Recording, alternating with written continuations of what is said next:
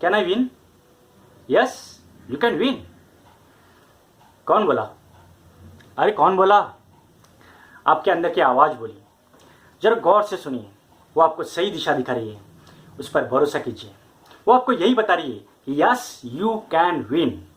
और वो किताब है जिसका आज हम रिव्यू करने वाले हैं, वो है यू कैन विन बाय शिव खेरा।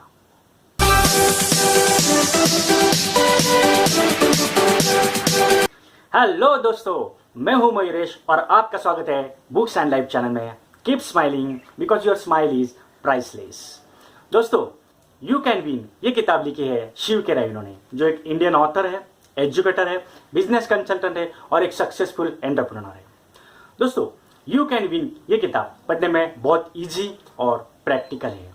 आपकी जिंदगी के चलते गाड़ी के सामने जो धुआं है उसे क्लियर करने में वो आपकी मदद करती है, आपको एक पॉजिटिव अप्रोच देती है। ये बुक आपके बुक शेल्फ में होना जरूरी है, क्योंकि इस बुक ने मेरे कई सारे कंफ्यूजन्स, मेरे कई सारे कंसेप्ट्स क्लियर कर दिए। तो ये किताब आपको भी जरूर मदद करेगी। शिव खेरा का ट्रेडमार्क है winners don't do different things, they do things differently. सही है, क्योंकि विनर्स कुछ अलग नहीं करते, वो अलग तरीके से करते हैं।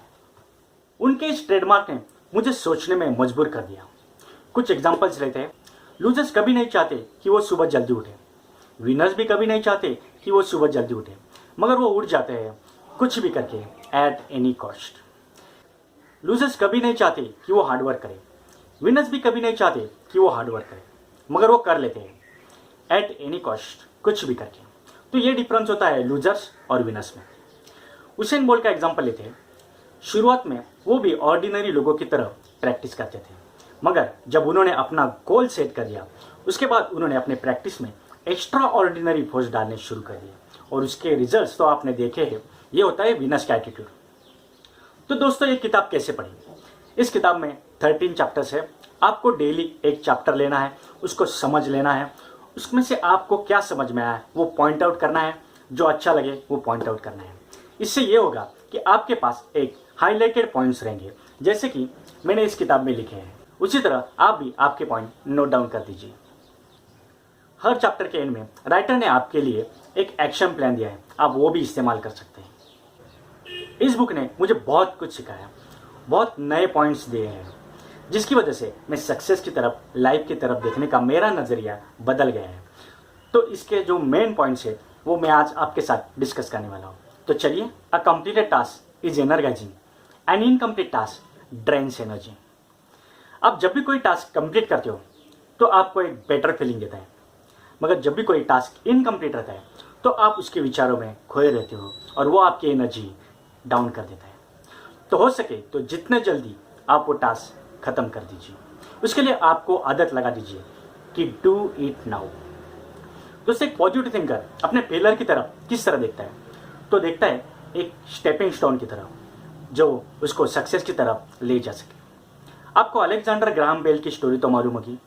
10,000 अटेम्प्ट्स, मतलब 10,000 फेलियर के बाद उन्हें सक्सेस मिली थी। तो ये होता है पॉजिटिव थिंकर का एटीट्यूड। और नेगेटिव थिंकर अपने फेलियर की तरफ किस तरह देखता है? डेड एंड, किस्सा खत्म, गिव अप। तो आपको बनना है पॉजिटिव थिंकर, और उसके लिए आपको अंदर से स्ट्रांग बनाना जरूरी है। आप खुद को अंदर से इतना स्ट्रांग बनाओ कि बाहर की कोई भी ताकत आपके मन की शांति को डिस्टर्ब नहीं करेगी, चाहे वो फेलियर हो या पीपल हो। तो सोचो, काम करो और वही पाओ जो बेस्ट है।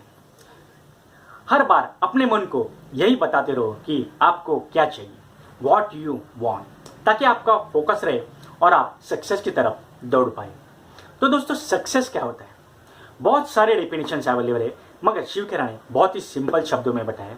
वो कहते हैं सक्सेस का मतलब ये नहीं कि सारे लोग मान जाए या सारे लोग एक्सेप्ट कर जाए कि आप सक्सेसफुल हो।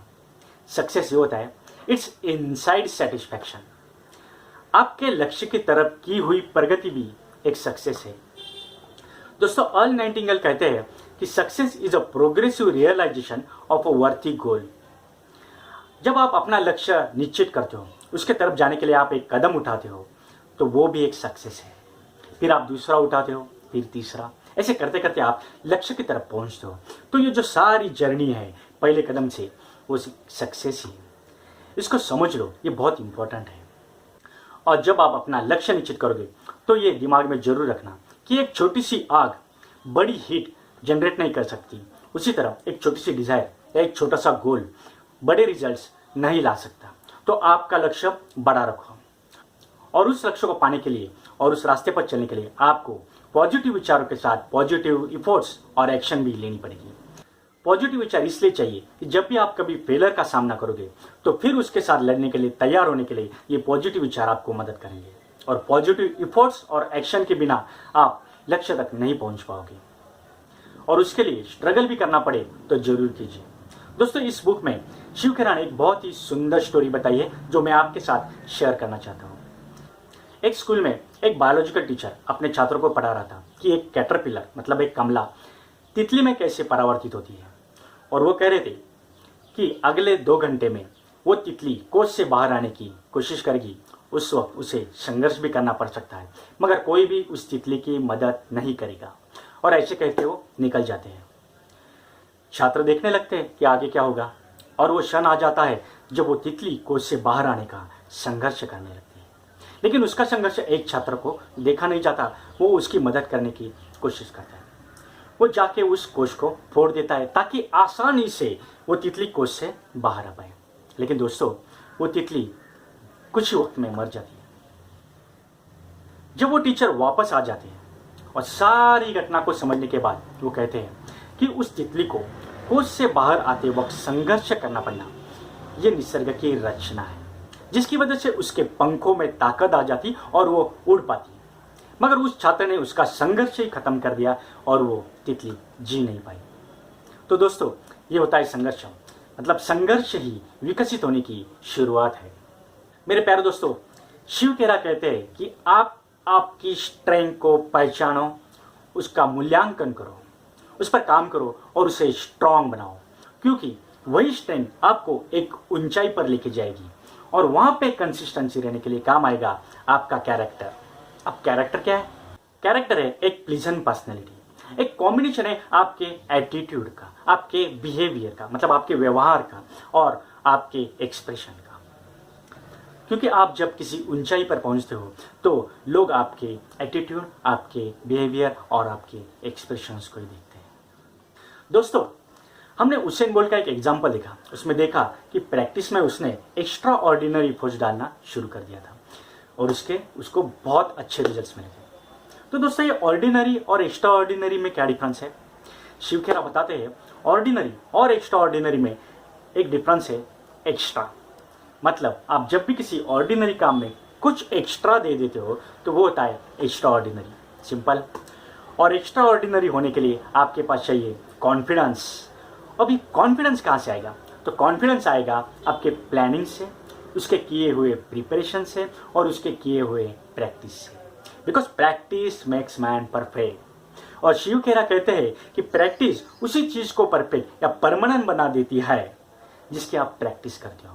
तो प्रैक्टिस करते वक्त ये ध्यान रखें कि आप जिसकी प्रैक्टिस कर रहे हैं वो सही है, और उस वक्त ये भी ध्यान रखें कि do the right things for first time and every time. तो ये सारे क्योट्स इस बुक में से हैं। तो अब तक आप समझ गए होंगे कि ये बुक कितना इंपॉर्टेंट है। तो ऐसी वैल्यू एडिड सर्विस देने के लिए एक सब्सक्राइब और एक शेयर तो बनता है मेरे यार। दोस्तों, शिव खेरा ने और एक इंपॉर्टेंट बात बताई है। वो कहते हैं कि कभी भी निगेटिव सेल्फ टॉक नहीं करें, मतलब खुद से खुद के बारे में निगेटिव बातें नहीं करें। कॉन्शियसली, अनकॉन्शियसली, कंटिन्यूसली कभी भी बुरा स्टेटमेंट नहीं करें, जैसे कि मैं गरीब हूँ, या फिर मुझे ये बिल्कुल नहीं आता, या फिर मैं इसमें अच्छा नहीं हूँ। क्योंकि आपका सबकॉन्शियस माइंड ऐसी स्टेटमेंट पे विश्वास करना शुरू कर देता है और वो हकीकत में आ जाता है। दोस्तों, मैं मेरी अगली वीडियो सबकॉन्शियस माइंड के पावर पे ला रहा हूँ, तो उसमें हम डिटेल में बात करेंगे। शिव खेरा ये भी कहते हैं कि आप हर एक व्यक्ति में, हर एक सिचुएशन में कुछ ना कुछ पॉजिटिव ढूंढ लिया करो। हर एक सिचुएशन को बेस्ट बनाने की कोशिश करो। हर छोटी छोटी चीजों में आनंद मनाओ, खुशियां मनाओ। दोस्तों, हंसने की क्षमता इंसान को देके भगवान ने उसको बहुत बड़ी ताकत दी है। उस ताकत का इस्तेमाल करके आप आपकी कोई भी बीमारी ठीक कर सकते हो। और इसके लिए शिव खेरा ने एग्जाम्पल दिया है डॉक्टर नॉर्मन कजीन का। ये doctor Norman cousin American author, professor, politician and journalist. इन्होंने इमोशंस पर भी बहुत सारे रिसर्च किए हैं। तो इस नॉर्मन कजिन को 1964 में कोलेजन डिसीज और एंकिलोसिन स्पॉन्डिलाइसिस हुआ था। डॉक्टर ने उनकी रिकवरी होने का रेट बताया था 500 में से 1, मतलब 0.2%। तो इस नॉर्मन कजिन ने खुद पर लाफ्टर थेरेपी का इस्तेमाल किया था। उसके लिए वो कार्टून नेटवर्क्स देखते थे, कॉमिक्स पढ़ते थे और खुद को हंसाते थे।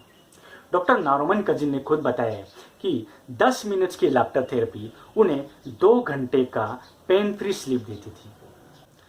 तो दोस्तों, इसके बावजूद भी डॉक्टर नॉर्मन कजिन्स 26 साल जिए। तो ये होती है ताकत हंसने की। तो हंसते रहिए, keep smiling because your smile is priceless. तो मिलते हैं नेक्स्ट वीडियो में। Thank you.